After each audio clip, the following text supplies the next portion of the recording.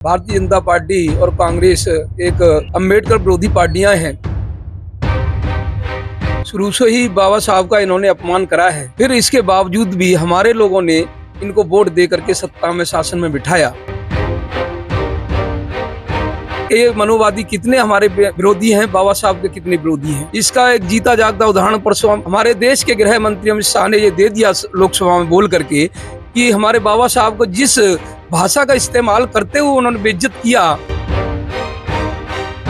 तो इससे मैं समझता हूं कि अब तो वो हमारे जो बाबा साहब को मानने वाले, बाबा साहब को भगवान मानने वाले, अब तो वो उस पर विचार करेंगे। आगे आने वाली राजनीति में, आगे आने वाले चुनावों में हम इस बात को मानते हैं कि वो लोग बहुत भारी संख्या में वो अपने घर में घर की वापसी करेंगे।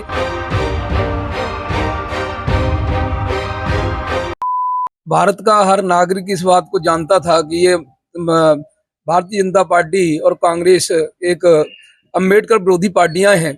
शुरू से ही बाबा साहब का इन्होंने अपमान करा है, लेकिन फिर इसके बावजूद भी हमारे लोगों ने इनको वोट दे करके सत्ता में, शासन में बिठाया।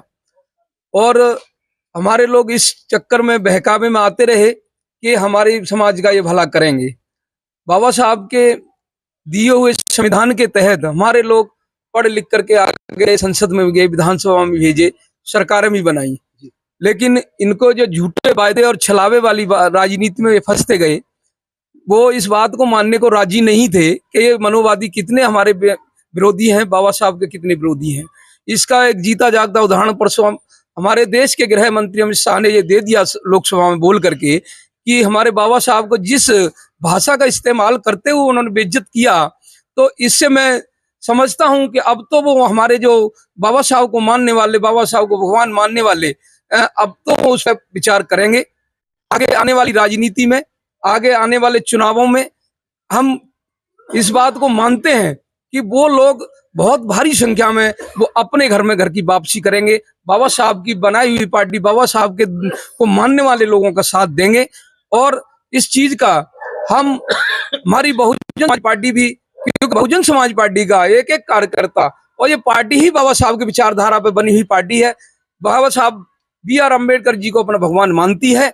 अगर वो मनोवादी लोग बाबा साहब को भगवान नहीं मानते हैं तो हम नहीं कहते, जिसको मानते हैं उसके द्वारा वो स्वर्ग में जाएं।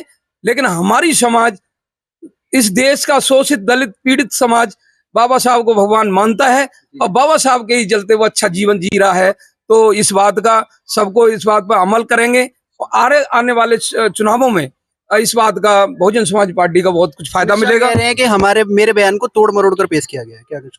ये देखिए, तो सब लोकसभा में कोई भी शब्द तोड़ मरोड़ के पेश नहीं किया जा सकता, क्योंकि वहां पे इतने कैमरे होते हैं और वहां सारी रिकॉर्डिंग होती है।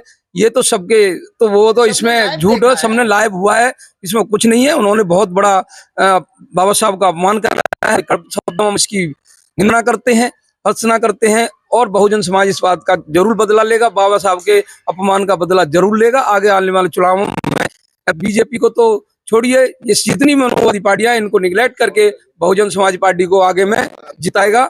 जय भीम, नमो बुद्धाय। तोड़ मरोड़ के बयान पे क्या कह रहे थे? सबने लाइव सुना है। अंबेडकर एक फैशन चल गया, अंबेडकर अंबेडकर अंबेडकर। ये कौन सी लैंग्वेज है? एक गृह मंत्री है देश का, उसकी लैंग्वेज बाबा साहब भी कह सकता है। एक बार अंबेडकर जी बोल सकता था अंबेडकर अंबेडकर अंबेडकर। ये बाबा साहब का अपमान नहीं तो और क्या है? चाहे वो आगे कुछ भी बोला हो उसने, लेकिन उसकी जो भाषा शैली थी वो बाबा साहब के अपमान करने की थी, और उसको उसकी औकात बता के रहेगा बहुजन समाज। और रही कल की बात, 24 तारीख की, परसों की, आप इनवाइट हैं, आप आइए कंजावला डीएम कोर्ट पे। हजारों की तादाद में बहुजन समाज के लोग हर डीएम के ऑफिस पे आपको हजारों की तादाद में दिल्ली में मिलेंगे। और इस बार बहुजन समाज पार्टी मजबूती से चुनाव लड़ने जा रही है। लोकसभा में अमित शाह का बयान कोई आम बयान बनता नजर नहीं आ रहा। बसपा ने जिस तरीके से आह्वान किया है, ये बहुत बड़ा शक्ति प्रदर्शन भी साबित हो सकता है। अब देखना यह है कि 24 तारीख को जब डीएम कार्यालयों पर बहुजन समाज और बसपा के इन सभी कार्यकर्ताओं की भीड़ जब पहुंचेगी, तो उस वक्त देखने वाला मंजर क्या होगा। देखते रहिए दिल्ली दर्शक। नमस्कार।